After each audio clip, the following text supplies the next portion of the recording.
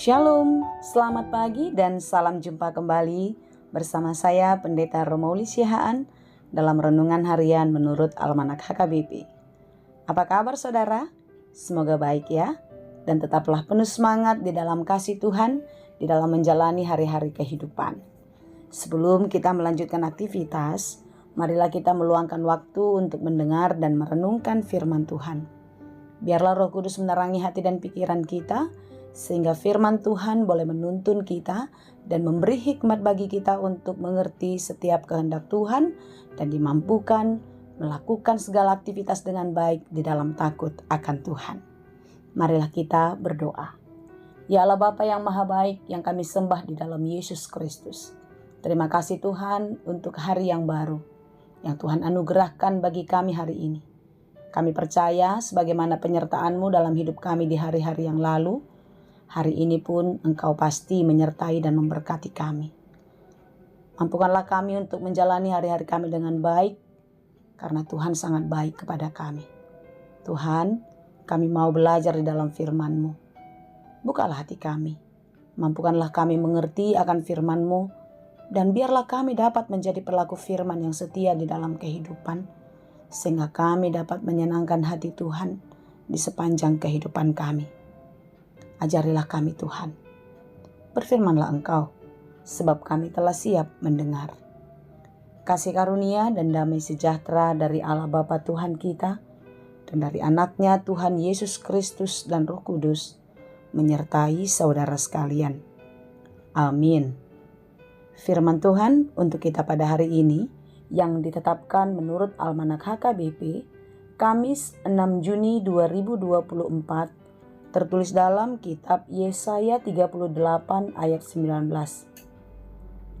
Dalam bahasa Batak dan bahasa Indonesia, demikianlah dikatakan. Halak nama ngului tongon, ima mamujiho songon nahubahen wain. Amai pabotohon hasitongan mi tu akka anakna. Tetapi hanyalah orang yang hidup, dialah yang mengucap syukur kepadamu, seperti aku pada hari ini. Seorang bapa memberitahukan kesetiaan-Mu kepada anak-anaknya. Demikianlah pembacaan firman Tuhan. Saudara yang dikasihi Tuhan, renungan kita pada hari ini adalah bagian dari perikop Hizkia sakit dan disembuhkan. Hizkia kita tahu ya, dia seorang yang taat akan Tuhan, yang jatuh sakit bahkan hampir mati. Dan Hizkia inilah salah seorang tokoh dalam Alkitab yang menerima mujizat Tuhan.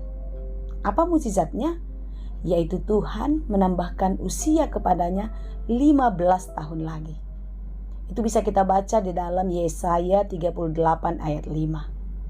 Ketika Nabi Yesaya menyampaikan pesan Allah kepada Hizkia, "Pergilah dan katakanlah kepada Hizkia, beginilah firman Tuhan Allah Daud bapa leluhurmu. Telah kudengar doamu dan telah kulihat air matamu. Sesungguhnya aku akan memperpanjang hidupmu 15 tahun lagi." Kira-kira apa ya doa Hizkia? Hizkia berdoa kepada Tuhan supaya Tuhan tidak memalingkan wajahnya, supaya Tuhan mau mendengarkan doa-doanya. Dalam Yesaya 38 demikianlah dikatakan Hizkia kepada Tuhan. "Ah Tuhan, ingatlah kiranya bahwa aku telah hidup di hadapan-Mu dengan setia dan dengan tulus hati, dan bahwa aku telah melakukan apa yang baik di mata-Mu." Demikian menangislah Hizkia dengan sangat. Dalam tekanan, dalam beban sakit yang begitu berat, dalam perikop ini dikatakan dia hampir mati. Hizkia masih punya harapan kalau Tuhan memperhitungkan apa yang sudah dia kerjakan. Saudara, apa yang baik, apa yang benar menurut Tuhan yang kita lakukan di tengah-tengah kehidupan kita, percayalah, itu tidak pernah sia-sia. Tuhan memperhitungkannya. Di dalam doanya, Hizkia menyampaikan semuanya dengan sungguh-sungguh di dalam permohonan yang sungguh-sungguh kepada Tuhan. Dan tadi dikatakan di ayat 5 itu bahwasanya Tuhan mendengar doanya. Tentu ketika kita di dalam penderitaan, ketika kita di dalam pergumulan, bahkan sakit penyakit yang sudah sangat lama kita derita, kita harus percaya saudara, bahwasanya Tuhan mau mendengar doa kita. Amin. Berdoalah, Tuhan akan menjawab menurut caranya. Tapi tentu tidak semua orang seberuntung Hizkia ya. Setelah Hizkia tidak ada lagi yang kita ketahui dalam cerita Alkitab yang diperpanjang umurnya. Bahkan sampai 15 tahun. Tapi jikapun ada kita yang mengalami secara pribadi yang tidak dapat dicatatkan di dalam Alkitab, mungkin kita bisa mengalami dan merasakannya. Saya punya kesaksian. Mertua saya pun mengalami hal yang sama. Setelah diperiksa riwayat kesehatannya, bagaimana ia jatuh sakit, lalu Tuhan menyembuhkannya dan terus berjalan di sepanjang kehidupannya. Setelah kami hitung-hitung, ternyata perpanjangan itu ada 15 tahun lamanya. Walaupun itu tidak dicatatkan dalam Alkitab. Apa yang mau saya katakan saudara? Marilah kita bersyukur atas hidup kita. Karena Tuhan tidak akan pernah menyia-nyiakan jerih payah lelah kita untuk melakukan yang baik di hadapan Tuhan. Teruslah berbuat baik dan taatlah, beriman yang teguhlah kepadanya. Percayalah, Tuhan sayang kepada kita. Oleh sebab itu saudara-saudara, apapun yang menimpa hidupmu saat ini, apapun yang terjadi dalam hidupmu, mungkin itu tidak pernah kita pikirkan, tidak pernah kita harapkan.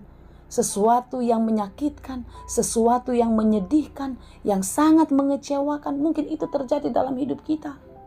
Percayalah saudara, jika kita masih diberi kesempatan untuk hidup, Tuhan mau kita kuat menanggungnya. Dan di dalam menanggung beban itu Tuhan mau kita taat, kita terus berseru-seru memohon pertolongan kepada Tuhan. Artinya apa? Di dalam ketaatan itu ada rasa syukur kepada Tuhan. Karena hanya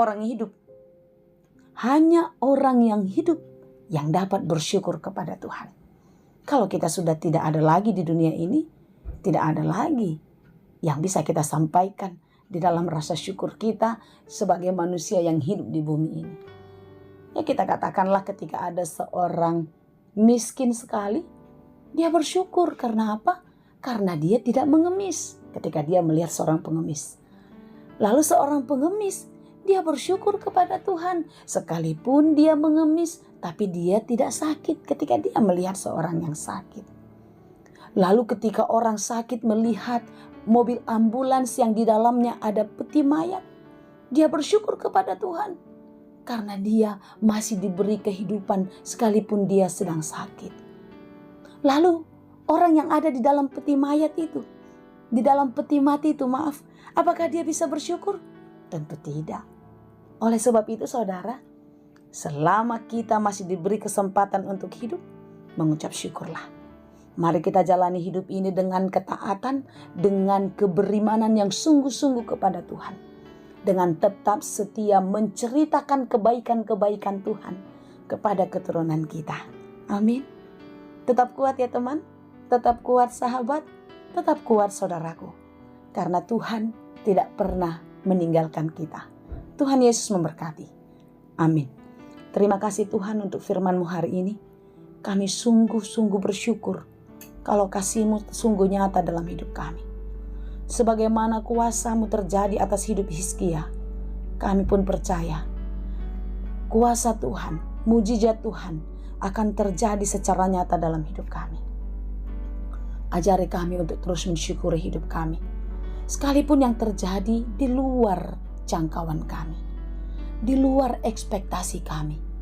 Tapi kami percaya Tuhan tahu segalanya. Tuhan menjadikan dan merencanakan semua yang baik dalam hidup kami. Kami mau menyerahkan seluruh kehidupan kami Tuhan ke dalam tangan pengasihan-Mu. Ajari kami untuk terus mensyukuri hidup kami sehingga kami dapat menikmati hidup ini di dalam syukur yang sungguh-sungguh kepada Tuhan. Terima kasih Bapa. Kami puji sembah Engkau, hanya di dalam Yesus kami berdoa. Anugerah Tuhan kita Yesus Kristus, kasih karunia Allah Bapa, dan persekutuan Roh Kudus, itulah kiranya yang menyertai dan memberkati kamu sekalian. Amin.